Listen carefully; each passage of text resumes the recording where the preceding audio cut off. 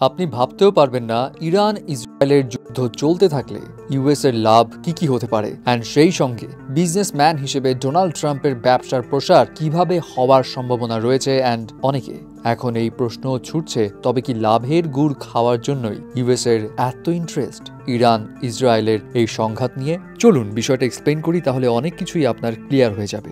Ayatollah Khamenei যেখানে সাফ জানিয়ে দিয়েছে তারা কখনোই চাপের মুখে আত্মসমর্পণ করবে না, এবং আমেরিকা যদি সামরিক দিক দিয়ে যুক্ত হয় তাহলে ওয়াশিংটনকে চড়া মূল্য দিতে হবে। ইভেন হোয়াইট হাউসের সামনে শত শত আমেরিকানসরাও বিক্ষোভ করছে যেন ডোনাল্ড ট্রাম্প আমেরিকাকে এখানে ইনভলভ না করায়।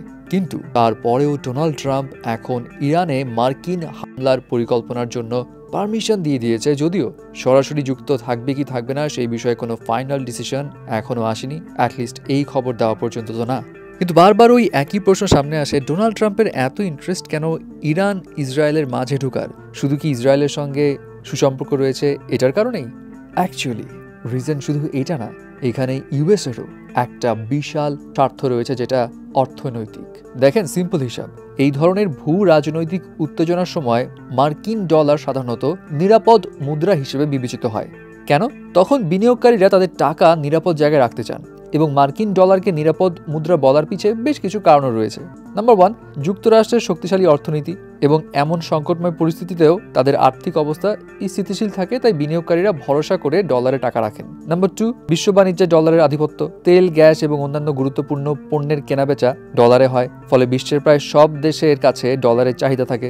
এবং যুক্তরাষ্ট্র যেহেতু সামরিক দিক দিয়ে শক্তিশালী বাহিনী, সো সবাই মনে করে যুক্তরাষ্ট্র যদি এখানে ঢুকেও যায় সহজে তাদেরকে হারানো যাবে না, তাই বিনিয়োগকারীরা ঝুঁকি এড়াতে ডলারে বিনিয়োগ করে, ফলে ডলারের চাহিদা বাড়ে এবং ডলারের মূল্য বৃদ্ধি পায়। এবং এই ডলারে যখন মূল্য বাড়ে তখন যুক্তরাষ্ট্র অন্য দেশ থেকে বিভিন্ন পণ্য সস্তায় আমদানি করতে পারে, ফলে তাদের আমদানির ব্যয়টা কমে। আর তাছাড়া ওই সংকটের কারণে বিশ্বের ধনী ব্যক্তি, কোম্পানি, এমনকি অন্য দেশের সরকার যুক্তরাষ্ট্রের বন্ড, শেয়ার বাজার এবং ব্যাংকে ডলার বিনিয়োগ করে। এতে যুক্তরাষ্ট্রের অর্থনীতিতে টাকার প্রবাহ বাড়ে, এবং সবাই যখন ডলারের পিছনে ছুটবে তখন যুক্তরাষ্ট্রের আর্থিক প্রভাব obviously বাড়বেই। And as a result, তখন তারা কি করবে? অন্য দেশের উপর চাপ সৃষ্টি করতে পারে, যেমন নানা রকম নিষেধাজ্ঞা দেওয়া বা বাণিজ্য নিয়ন্ত্রণ করা। কিছু এক্সাম্পল দিই তাহলে বুঝবেন, ইতিহাস থেকে নেওয়া কিন্তু এগুলো। দ্বিতীয় বিশ্বযুদ্ধের সময় যুক্তরাষ্ট্র প্রথমে নিরপেক্ষ ছিল।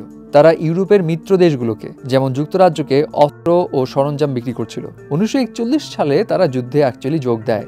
সো হিসাব বলে ওই সময় যুক্তরাষ্ট্র যুদ্ধের জন্য লিবার্টি বন্ড বিক্রি করে প্রায় 185.7 বিলিয়ন ডলার সংগ্রহ করেছিল, অ্যান্ড এই টাকা তাদের অর্থনীতিকে হিউজ ইম্প্যাক্ট দিয়েছিল। এবং 1944 সালে যুক্তরাষ্ট্রের জিডিপি 88.6 বিলিয়ন ডলার থেকে বেড়ে দাঁড়ায় 135 বিলিয়ন ডলার, মানে তাদের শিল্প উৎপাদন প্রায় 40% বৃদ্ধি পায় তখন। এছাড়া বর্তমানে যে রাশিয়া ইউক্রেনের কাহিনী চলছে, এখানেও কিন্তু যুক্তরাষ্ট্রের একটা লাভ আছে। যুক্তরাষ্ট্র সরাসরি এই যুদ্ধে জড়িত না হলেও ইউক্রেনকে 44.2 বিলিয়ন ডলারের সামরিক সহায়তা দেয়। আর রাশিয়া ইউক্রেনের এই সংঘাতের কারণে তেলের দাম বাড়ে, বিশ্বের সব দেশকে তেলও কিনতে হয় বেশি ডলার ব্যয় করে।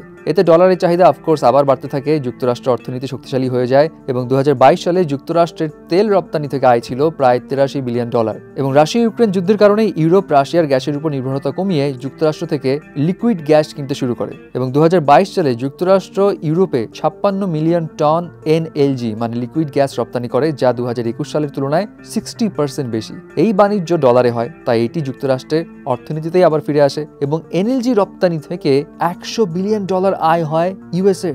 এবং ডলারের চাহিদা বাড়ায়, আমদানি ব্যয় কমে, সো অর্থনীতিতে 500 বিলিয়ন ডলারের সুবিধা পায় ইউএসএ। তাহলে বুঝতেই পারছেন ইউএস এর লাভ এখানে কতটা। আর ডোনাল্ড ট্রাম্পের কথা যদি আসি, ডোনাল্ড ট্রাম্প নিজেও কিন্তু একজন বিজনেসম্যান, যদিও প্রেসিডেন্টের দায়িত্ব থাকাকালীন সময় তিনি নিজে এখন বিজনেস ইনভলভ নয়, তার ফ্যামিলি মেম্বার রয়েছে। বাট তারপরেও তার যে সমস্ত বিজনেস রয়েছে, যেমন হোটেল, রিসর্ট, বিভিন্ন রকম ক্লাব, এই জায়গাগুলো তখন হয়ে যায় মধ্যপ্রাচ্যের ধনী যে সমস্ত ব্যক্তি আছে তাদের পছন্দের ইনভেস্ট করার জায়গা। এবং 2022 সালেও রাশিয়া ইউক্রেন যুদ্ধ, সৌদি আরবের মতো দেশগুলো ট্রাম্পের সম্পত্তিতে কিন্তু বিনিয়োগ বাড়ায়। এবং 2022 সালের দিকে সৌদি রাজ পরিবার ট্রাম্পের গলফ কোর্সে একটা বড় ইভেন্ট আয়োজন করে, যেটা 2 বিলিয়ন ডলারের ছিল। সো ওই সময় তো ট্রাম্পের অর্গানাইজেশন বেশ লাভবান হয় কিন্তু। সো এই সমস্ত তথ্য উপাত্তগুলো বিশ্লেষণ করে অনেকেই মনে করছে ইরান ইসরায়েলের এই সংঘাত ইউএসএ তো বটেই, ডোনাল্ড ট্রাম্পকেও ব্যক্তিগত স্বার্থে নানা উপায়ে লাভ দিতে পারে।